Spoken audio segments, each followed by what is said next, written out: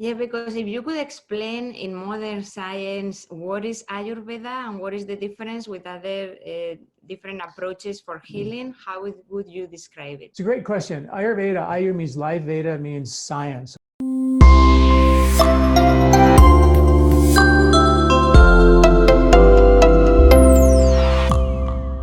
Welcome, Dr. John Douillard, to the Keto Diet Solution Summit. Thank you for being here. Maybe you want to give us a little bit of your personal journey to start practicing Ayurveda first, and why Ayurveda? Boy, that's a great question.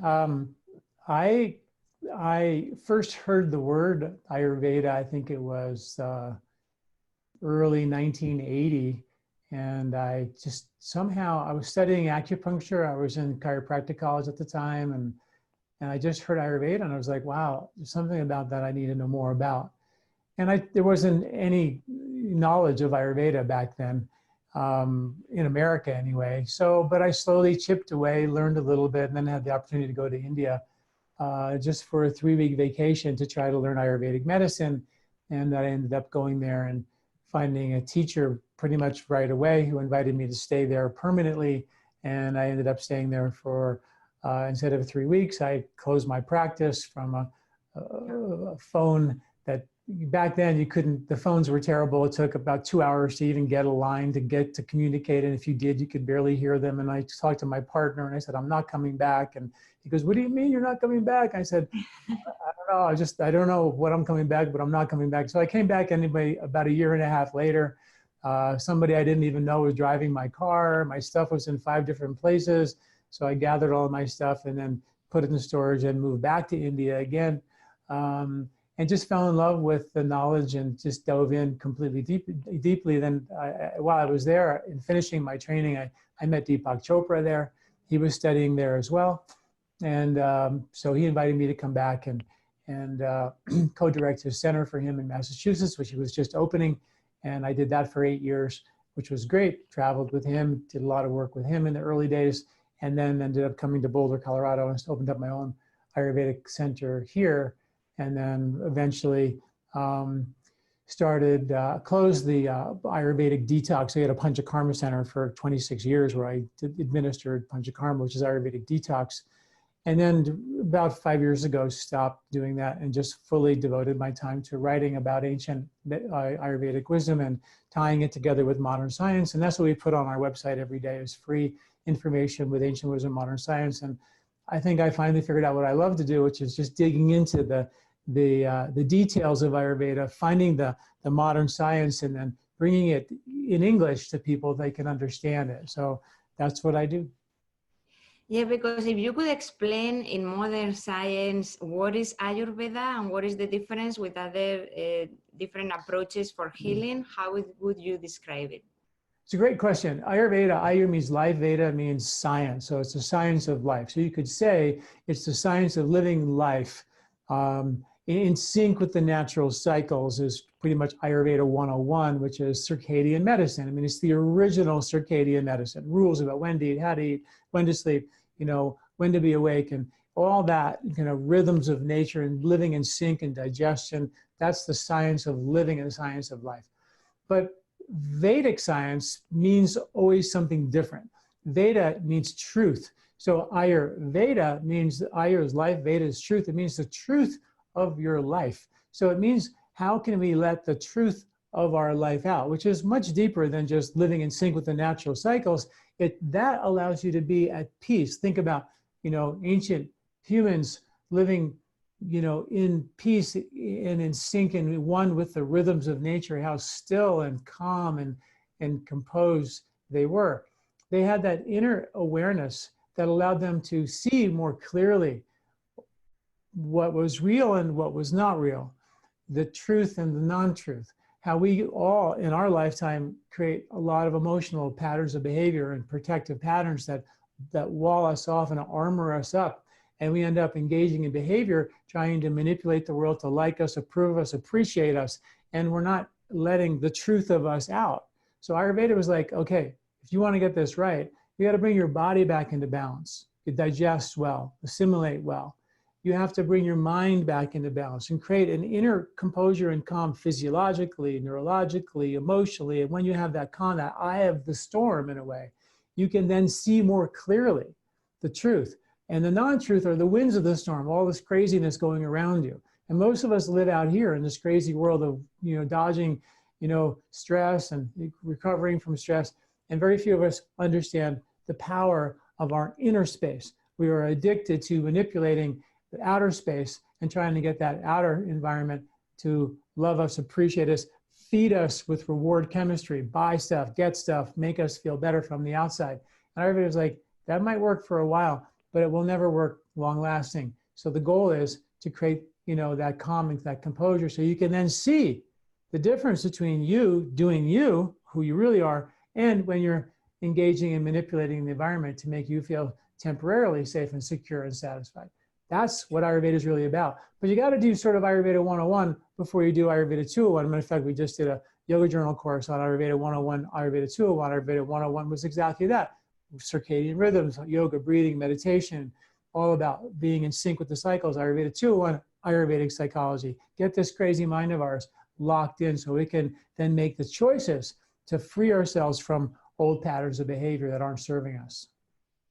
That's really important what you just said, that we have to really focus on many different aspects in order to heal, and a lot of them are coming from our environment. Sometimes we just focus on just cleaning our body from within, and we are not taking care of all those toxins and how to clean our environment, which is really the root cause of a lot of things that are happening right now in our body. So that was a really good point.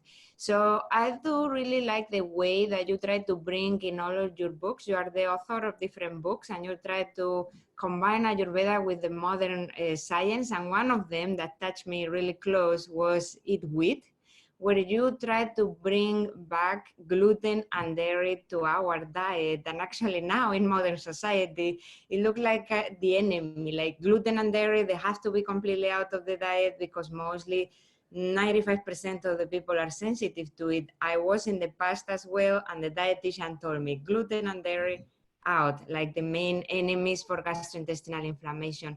So what brought you to write this book, and why do you think gluten or dairy are beneficial for our diet?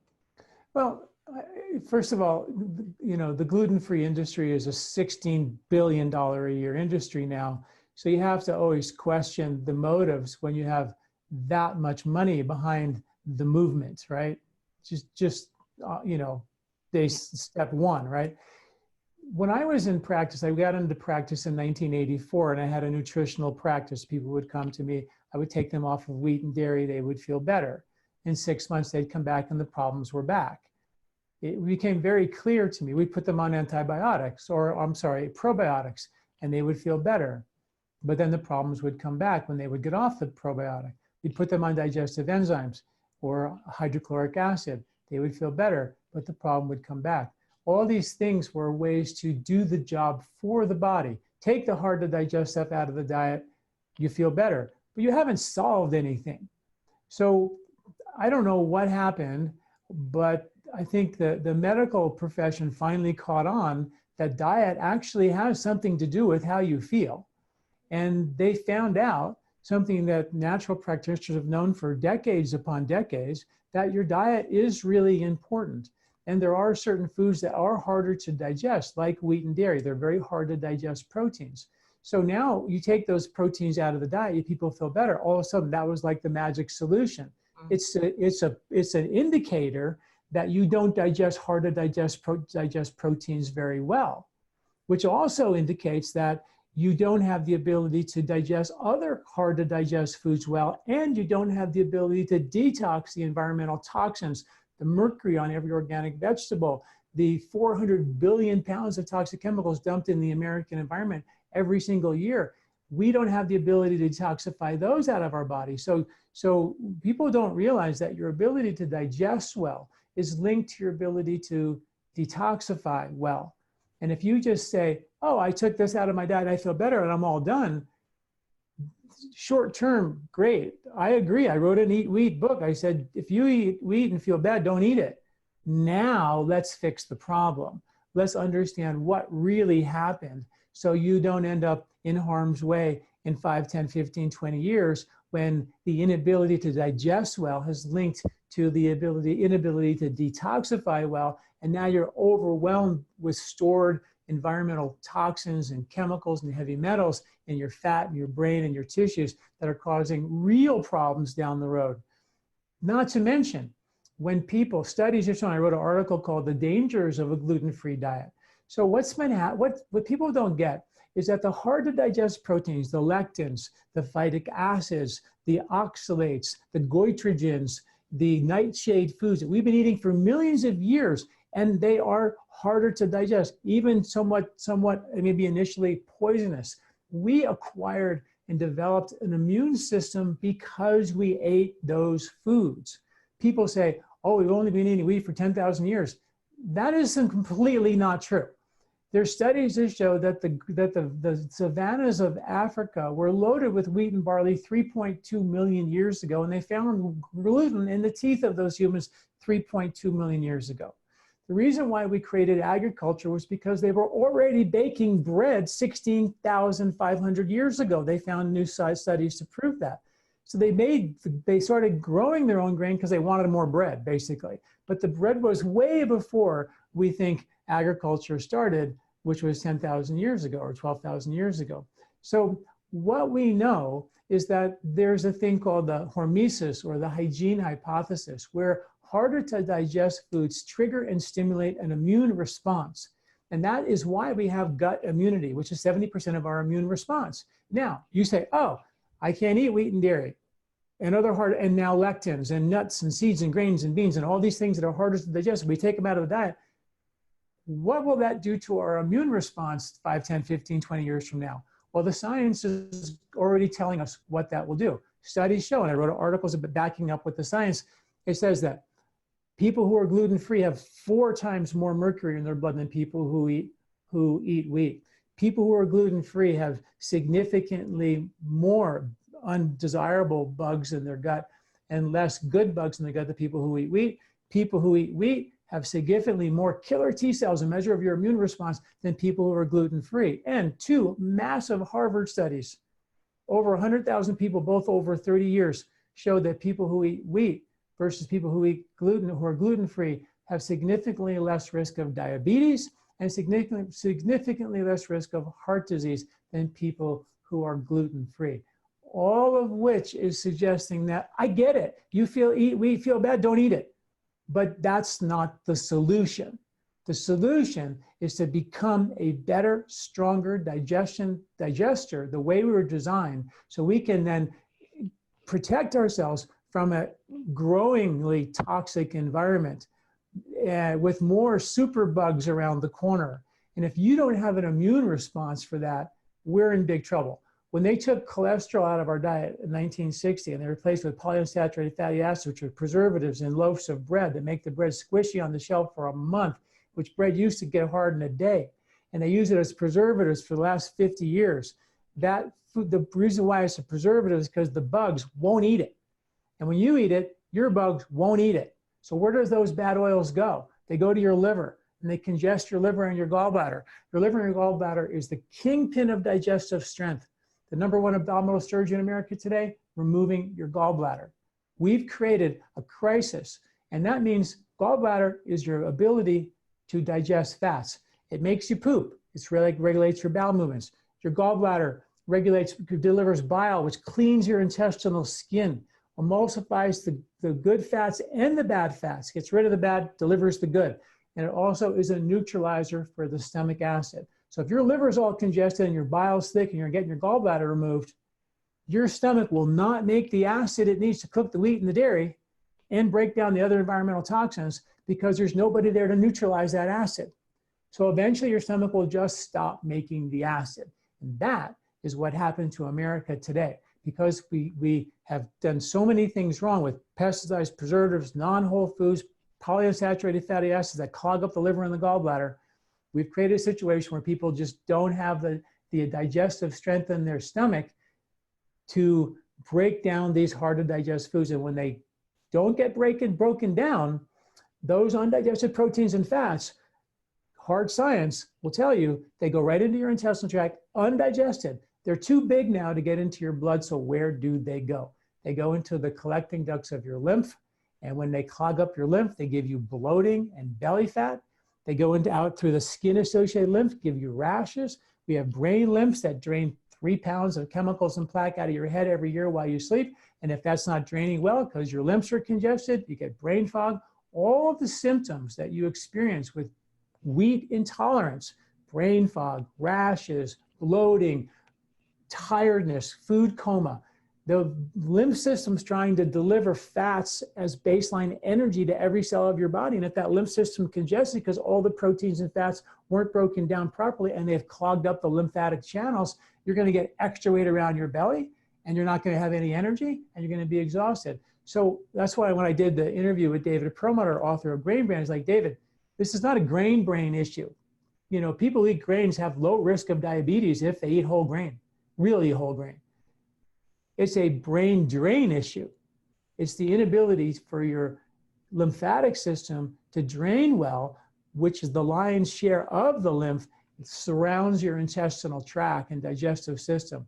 And that's where we break down first. And we got to fix that system, heal and repair your intestinal barrier, turn your digestive system back on. And then people who can't eat wheat, who can't eat dairy, if you eat it in the whole food form, which is a little tricky to get, but you got to get the good stuff, then people can start eating wheat and dairy again. And it doesn't mean you have to eat wheat and dairy, but it does mean that you can do it in moderation, in season, as opposed to every day of the year for 3 times a day. This is very interesting. Basically, what we always thought is that gluten and dairy are the main cause of leaky gut or gastrointestinal permeability. But what we try to say here is that we cannot digest gluten and dairy because we already have gastrointestinal inflammation. So you think that our body is designed to be able to digest those molecules because based on our ancestors that they were hunters, they used to eat a lot of meat and vegetables, and then in the evolution later on is when the grains came. So do you think our body is really designed to digest? No, that's unfortunately not true. First of all, they found gluten in the teeth of ancient humans 3.5 million years ago. We expressed a gene for making our own amylase, and amylase is an enzyme for digesting starch. And we expressed that gene somewhere around 2 million years ago. So you don't express a gene, acquire a gene to do something if you weren't doing a lot of it, right? So to say that we just ate meat and vegetables is not backed up by science. Even if you talk to any anthropologist, they'll tell you the Paleolithic diet has nothing to do with what the Paleolithic people actually ate. They did eat grain to the tune of about 45% of their diet was starch. Now, that, of course, that waxed and waned seasonally. When the grains were harvested and the grasses were loaded with seeds, they would gather those wheat berries and barley berries, and they could gather within 2 hours enough grain to feed them for an entire day. And they would do that. And we have enzymes to prove that we didn't have before. And now we have cyclical increasing and decreasing of these enzymes. The enzyme amylase, if you don't have it, is linked to what's called Baker's asthma, so intolerance to wheat. But that enzyme increases in your body and my body every fall, and it decreases every spring and summer. So we are still circadian beings, amping up enzymes for starch because they were harvested in our genetics this time of year in the fall, and that's when we should eat those foods. In the spring, you know, there is no grain to be had, so we didn't make the enzyme for it. But we, Americans, called natural, you know, kind of modern people, have said, well, we're going to eat wheat every day for, 3 times a day in a super highly processed form. That is a bad idea no matter what you're putting on your plate, because we're not changing those foods in any kind of seasonal way and respecting the circadian rhythms that are really important. Yeah.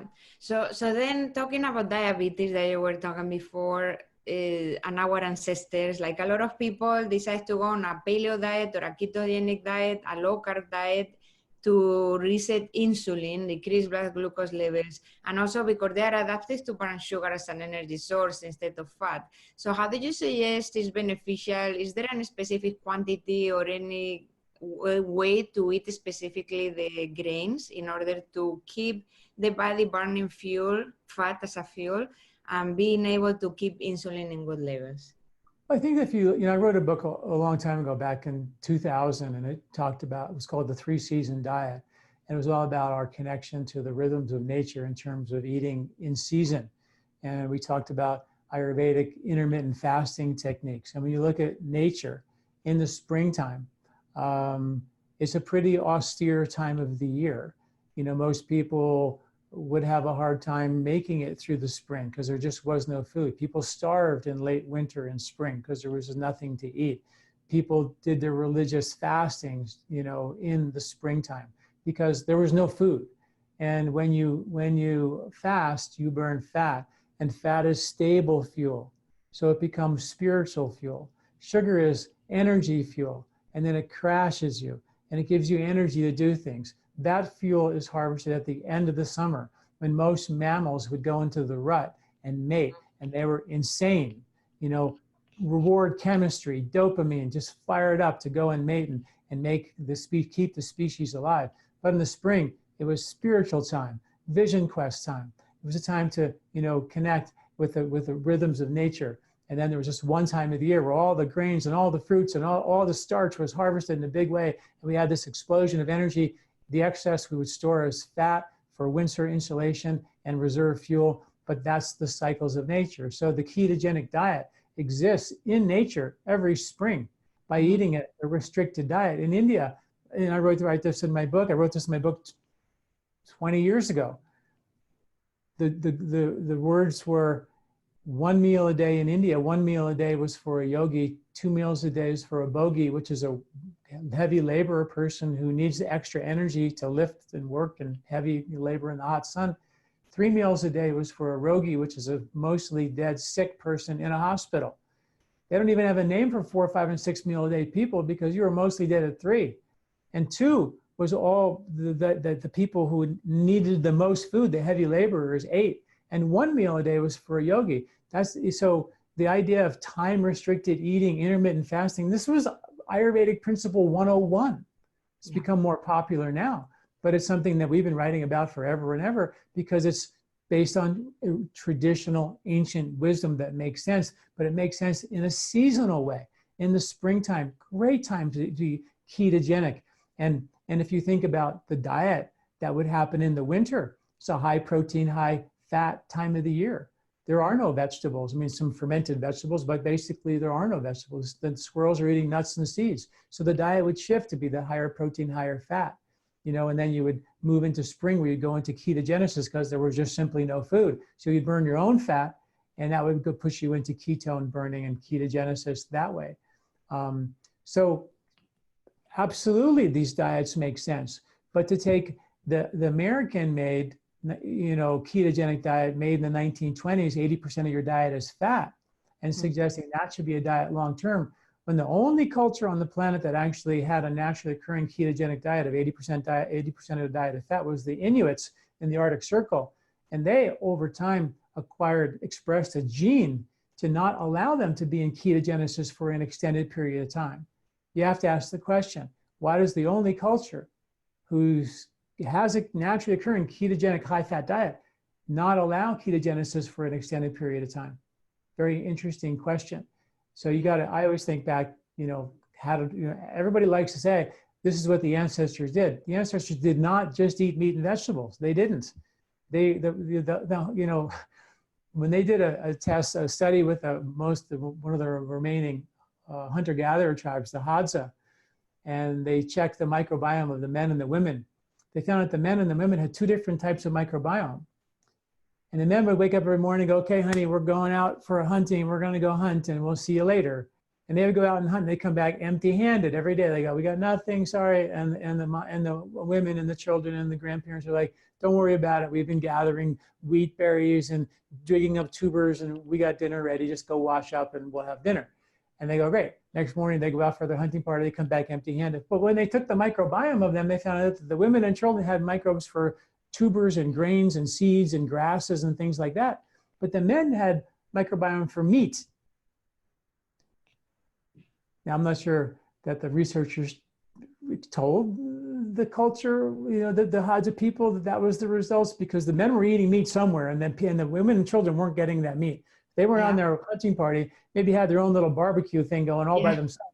Came back empty-handed. We'll have a second dinner or whatever. But point is that we weren't great hunters. And it wasn't like we had abundance of meat. We only started really hunting and cooking our food, say 500,000 years ago. We've been around for as early, hominids and things 3 million plus years ago. So there was a lot of time where we didn't have the ability to get a lot of meat. So we weren't like a tiger who can go just hunt down and run after and kill something.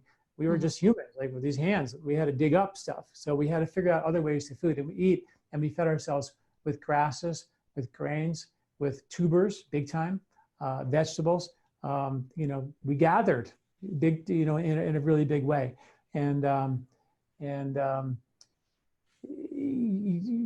David Lieberman wrote a book called The Story of the Human Body. He's a Harvard professor, and he compared the hunter-gatherer diet with the RDA of what we should be eating today. And it was surprisingly that it's almost identical what the actual hunter-gatherers actually ate and what we eat, which is not, 80% fat or protein. And, it was actually about 30 to 40% starch, around 30% protein. It was pretty even. Proteins and carbohydrates were pretty even. So I forget the exact numbers, but it was shockingly different than what the paleo people and the ketogenic people are telling us. There's no way we ate a diet of 70, 80% fat. Just no way. Yeah. Yeah, very interesting. Is true. So we were more gatherers than hunters, actually, more than hunters than gatherers. That is what everybody thinks. But in the wintertime, when we became good hunters, that would be what we would eat. But if you have a garden and you're in agriculture and you're growing your garden, and you're going to probably eat a whole lot more vegetables in the summer and the spring when it's available, and hunt in the winter, because they knew if they hunted too much, they would overhunt their land, and then there would be nothing for them to eat in the winter. So they were smart enough to know, if I just go kill all summer, there'll be nothing there for me in the winter. So I eat out of my garden in the summer and I hunt in the winter. And that's what winter is: high protein, high fat, to insulate, store, reserve. And summer is high carbs, which you get out of your garden, the grains and the seeds and all that, vegetables. So basically eating seasonal, sticking to the whole foods, and that would be able to control the insulin levels in a diabetic person, also depending on how active the person is, the amount of meals, and doing intermittent fasting, that will be enough to be able to sustain a good number for insulin levels. Yeah, absolutely. I think that the reason why we have sort of high fat in the winter and spring and high carb in the end of summer is because the fuel supply sort of shifts. So we don't have just sugar year after year, after day after day after day. We give the body a break. So we flip the coin, for emphasize more fats. There's still carbs in the spring and winter, and we emphasize more carbs and less protein in the end of the summer. So it gives the body a break. And eating seasonal is something that I wrote a study many years ago showing that the bugs in the soil change from winter, summer to spring. And then, I wrote the 3-season diet book where we should eat high protein, high fat in the winter, and a more austere diet in the spring, and a high carb diet in the summer. And then the studies recently, about a year ago, came out in Stanford and said that the gut bugs in the Hadza hunter-gatherer tribe, their bugs dramatically change from winter to summer to spring. And then I read another study that blew my mind, and that was when they did a study with the deer, and they found that deer eat bark in the winter, and they have bugs in their gut for digesting bark in the winter, and they have a different set of bugs in their gut in the spring and summer for eating leaves. But if the deer were to eat bark in the summer, when they had the bugs for leaves and not the bugs to digest bark, it would cause such a level of indigestion it could kill the deer. And when I read that study, I was like, are you kidding me? Deer could potentially die when they eat out of season. What about us? We have no clue how to eat in sync with the natural rhythms. And that's when I took my 3-season diet book and I published it on my website for free. It's called the 3-Season Diet Challenge, where we put out grocery lists and recipe lists and superfood lists for every single month of the year for free. People can get it in their inbox. It's okay, here's what's harvested in superfoods and grocery lists for March, April, May, June, so they can get that every month, because it's so critically important that we get the bugs from the soil which go onto the food in our guts to inoculate our gut with the seasonal bugs. So we have the right bugs for spring to decongest us, the right bugs for summer to keep us cool, and the right bugs for winter to boost our immunity. And if we don't do that, we lose our circadian rhythms, our connection to nature, which is now Nobel Prize winning science. So we have to wash our vegetables, but actually in moderation, because those bugs that are coming from the soil are beneficial for our gut. Yeah. Exactly. So actually talking about the 3 seasons diet, would it be the same approach for a person that lives in a location where the weather is constantly high temperature? Like it's always the same the whole year? Yeah, well, even like in Hawaii, where I think you are, in tropical areas, there's still growing seasons where certain fruits and vegetables are in season. In Florida, for example, might be like 80 degrees or 95 degrees high humidity in the winter time, or in the summer, but in the winter, it might be 65 degrees or something like that, 70 degrees. That's still 25, 30 degrees difference. And the difference is in those cultures, you're not going from air-conditioned heated car to air-conditioned heated house. You're much more exposed to the elements because you're not freezing. So you end up really feeling the differences in those temperatures, and you adjust internally, but also there are dietary shifts that can be made as well. And there are growing seasons even in the areas where it's warmer all the time, for sure. Yeah, you're totally right, because for a person that lives in a very cold weather, whenever they come to Hawaii in winter, they feel it's summer. But when you live here, you can really feel the seasons. Like it's colder in winter and it's changing when it's getting to summer. So definitely that makes a lot of sense. And talking about the circadian cycle that the Ayurvedic medicine focuses a lot in order to heal the body, is the circadian rhythm is the 24 hours clock that is controlling a lot of things in our body, including the hormone levels, but how that rhythm applies to have a strong digestive system. Are there specific circadian cycles that are important to heal the gut? Yeah, absolutely. I mean, the circadian rhythms are the light-dark cycles, right? And they're regulated by melatonin and vitamin D. Vitamin D, the sun hits us, we have vitamin D in the daytime, melatonin insurges at nighttime. Those turn on and off clocks in our body. And there's digestive clocks, for example, that turn on during the daytime. So the studies show pretty clear now that the digestive system is best and strongest for a morning breakfast to break the fast and a midday meal. And the evening meal is sort of a time where the digestive strength starts to dial down.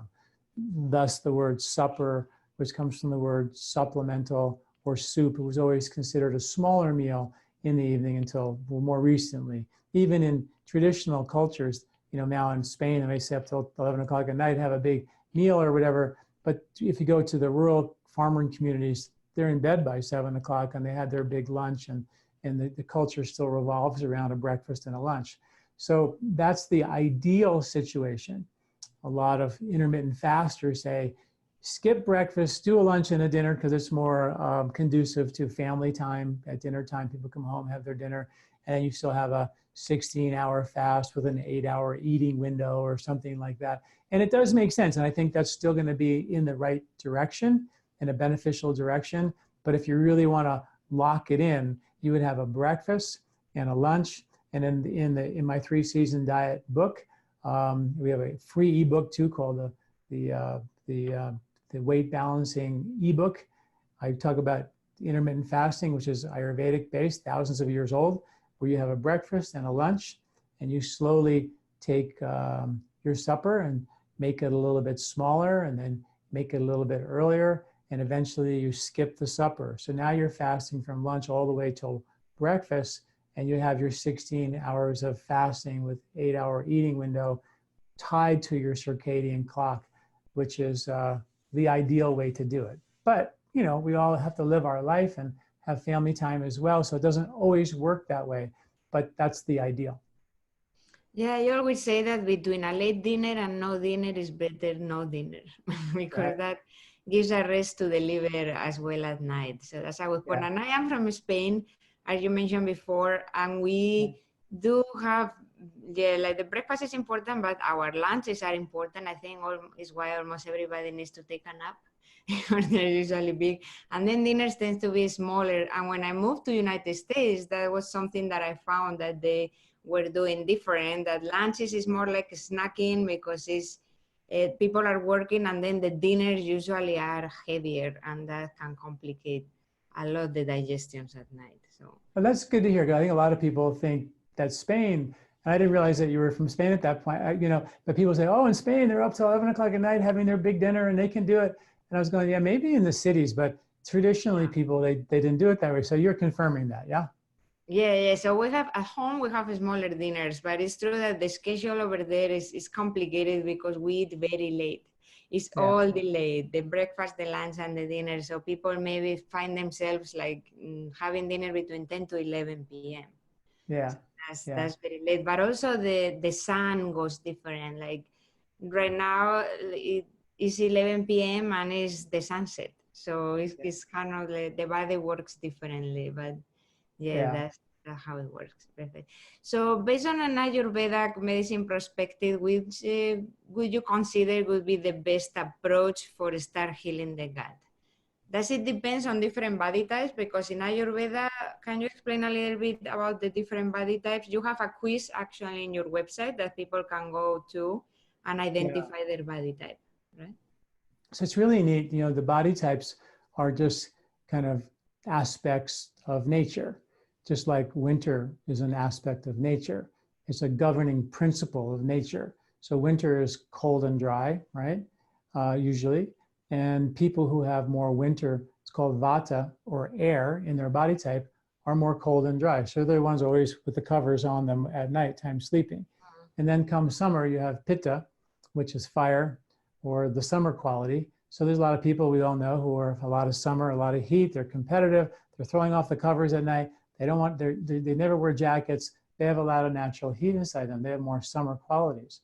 And then of course the spring people we call kapha. Kapha is the rainy season in general. It's a wet, muddy, earth, water season. And people who have more kapha tend to be earthier, heavier, calmer, easygoing, more lovable, but maybe gain a little bit more weight, or tend to be doing that. But nature said, I got a plan for this, which is the harvest. So in the spring, so you don't gain a bunch of weight, I'm going to give you a harvest which is pretty austere. Sprouts and berries and cherries and root vegetables and leafy greens. In the summer, so you don't get too hot and aggravated and become too crazy and hard to live with, I'm going to give you fruits and vegetables to cool you down. And these foods are energetically more cooling. And in the winter, to warm you up so you don't freeze to death, I'm going to give you nuts and seeds and grains and heavier, higher fat, higher protein kind of foods to help get you through the winter. So and you take the questionnaire and you find out, okay, which one of these am I most? Maybe I'm a combination of two. And then you go, oh, I'm a summer and a spring. So that means in the summertime, those are the two seasons for you. You have to be a little bit more careful about. So I have to really make sure I don't eat too many spicy food in the summer and alcohol and cheese and barbecue in the summer. And in the springtime, when it's rainy, muddy, congested, and I tend to make more mucus in that season anyway, if I'm eating mac and cheese and pizza and grain and pasta and all this stuff, which isn't harvested in that season at all, so I'm eating completely out of season, I'm going to end up creating more mucus, eating more mucousy foods in a more mucousy season, and therefore expect to be more congested, right? So when you look at your body type, you get some insight into who you are digestively. Vata people who are winter-like, cold and dry, they get more constipated, right? The pitta people get more heartburn, and the congested kapha people, they gain more weight around their belly. And what's sort of also interesting is that depending on your body type, you may also have like a really vata body type and be constipated, and maybe your constitution was always that you were thin.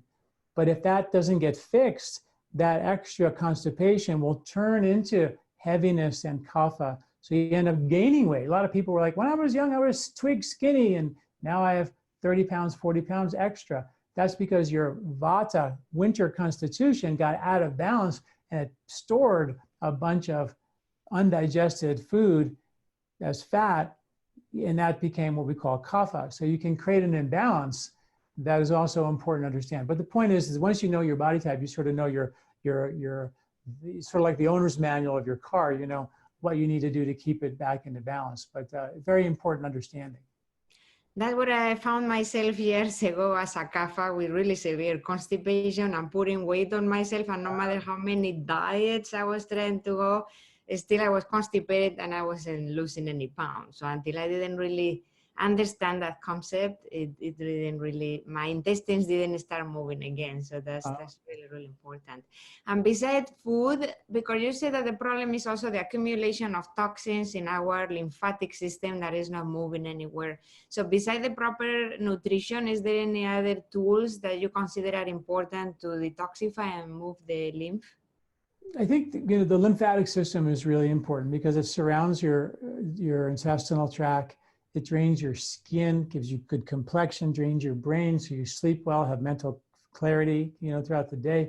It's the drainage system, immune carrying system, and fat or energy delivery system. So it's like important, right? So the things that move your lymphatic system are anything that's alkaline, like greens. Green drinks are really good for the lymphatic system. Hydration, making sure you get enough water. Movement is also really important. And then anything in that, like a cherry or a berry or a blueberry, strawberry, blackberry, cranberry, beet, anything that if you had a white shirt on and you put it on, it would stain it. Anything that stains your shirt from white to blue or black or red is going to be highly beneficial for your lymphatic system because they've got natural antioxidants in them. And the antioxidants work as a scrub inside your lymphatic system. So those are some of the lymph movers that you need to do. But I think it's also important for people to know, okay, if I'm going to try to get myself to eat wheat and dairy again, I better make sure my digestive system is strong. And that's where you have to go to troubleshoot your liver and your gallbladder. And how do you do that? Eat some greasy fried food and see if you feel yucky. If you feel terrible when you eat that, you've got some really bad issues with your liver and gallbladder, which means you're probably not going to do well with wheat and dairy, and you're going to probably gain weight as a result. So there are foods that are called cholagogues that flush your liver and your gallbladder. Apples, beets, celery, again, leafy greens, fenugreek, turmeric, ginger, asparagus, artichokes, all these things. I have an ebook called The Safe Liver Cleansing ebook, and it goes through detail on every one of those foods that you should be eating more of to heal and repair and reboot your liver. And then you have to make sure your digestion, your stomach is liking to turn on the stomach acid. And herbs like ginger, cumin, coriander, fennel, and cardamom, those 5 spices, we have a formula called Gentle Digest, which is those 5 simple spices, but the research on the benefit of that for turning your digestion on is off the charts. So ginger, cumin, coriander, fennel, and cardamom, powerful spices for your stomach. Leafy greens, apples, celery, beet juice in the morning for your liver, gallbladder, all those berries and cherries and leafy greens for your lymph and hydration and movement for your lymph. You start putting that together. No processed food, whole foods. Start eating more foods that are in season, and you start putting this thing back into motion that is going to allow your body to begin to heal itself. Mm-hmm. So cleansing seasonal is important. So that is all these concepts is where you focus in your Colorado cleanse. You are about to launch in the fall a cleanse. It's called the Colorado cleanse. So can you tell us a little bit more about the focus of it? Yeah, so the Colorado cleanse is a cleanse that, when people detox, the problem with that is that there's a reason why you got toxic in the first place, because your digestive strength and your detox ability broke down. So your body just stored everything in the fat or in the lymph or in your brain. So if you go in there and do a detox, you're just going to move the fat from one fat cell to another. How do you get it out of your body so it doesn't come back? Well, you got to fix the problem. You got to reboot digestive strength, decongest your lymphatic system. So the Colorado cleanse is a 14-day cleanse that has 3 phases in it. The first phase is the digestive reset. The second phase is an intestinal skin repair. And the third phase is, again, another final digestive reset. And along the way, we do lymphatic cleansing and liver support, decongest your gallbladder, all the bile sludge that's in there. We clean it out. So it becomes a comprehensive cleanse. It's not just detox. It's a reboot of your digestive strength, a reboot of your ability to digest well. And that's something that we do. We have a book called The Colorado Cleanse, and people can do it right out of the book. We also have what's called the Anytime Colorado Cleanse, where people can get a kit of all the supplies you need for the kit for like $200 anytime you want. It's like super screaming deal to do it that way. But you also, we have twice a year, we do it as a group. We have sometimes 800 people from around the world doing the cleanse with us. And there's emails every morning. Here's what you do today. Here's what you do tomorrow. There's conference calls by me, question and answers by me. There's all kinds of support that we take people and kind of guide them through the process and answer their questions along the way. So we have a lot of ways to make it done, but it's important to reset that digestion at some point. Yeah. So then this group of people will first identify which is their body type, and the Colorado Cleanse will be adjusted to the body type, right? It's adjusted to their body type, but it's mostly, this one is adjusted to the season. So we do the cleanse in the spring. There's a spring version and a fall version. Those are the 2 times of the year in nature that you would get all the foods from the ground that would naturally cleanse your lymph and cleanse your liver. And those are the 2 detox systems that for most of us, become problematic. As liver gets congested, the lymph becomes congested. Now you have, problems, toxins building up, digestion slowing down. So it's adjusted to the biological clock, basically. Yeah, right, exactly. So is there any last message that you want to share in here for whoever is listening? And I think what we talked about today is, which I think is really, is the idea of that Ayurveda is really got this incredible time-tested ancient wisdom and principles that are well backed now by science, and I've written a ton about that, that brings your body back in balance. So you can feel good, lose weight, digest better, get rid of your heartburn, get rid of your joint pain, think and have clarity in your head, sleep better, all that. But that, from the Vedic perspective, was always a means to an end. And the end was for us to feel calm enough to let the delicate petals of our flower open and let the love out, let who we truly are out in life. And many of us are so protective that we just armor up and we judge and push away people. And this isn't good for our culture.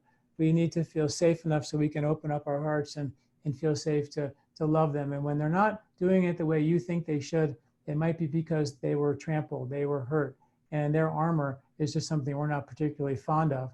But when you look through the window of compassion and understanding, you realize that they may actually have been trampled and a little bit broken. And instead of judging them or pushing them away, what if I open my heart and through the window of compassion and understanding, care for them? And that is how Ayurveda really, why it was designed, was to help change the world, evolve the species in a good direction versus an armored up, protective, fight direction, which is, something we always have to keep fighting against, is our tendency to be aggressive. So we have the ability to be aggressive, but that's not our culture. Our nature comes from millions of years living in nature. If you and I went for a walk in the woods, maybe once every 10 years you see a lion and it's run away and freak you out or whatever. But for the most time, it's just like totally calm. Our microbiome, our rhythms are all entrained to those quiet, still circadian rhythms of nature.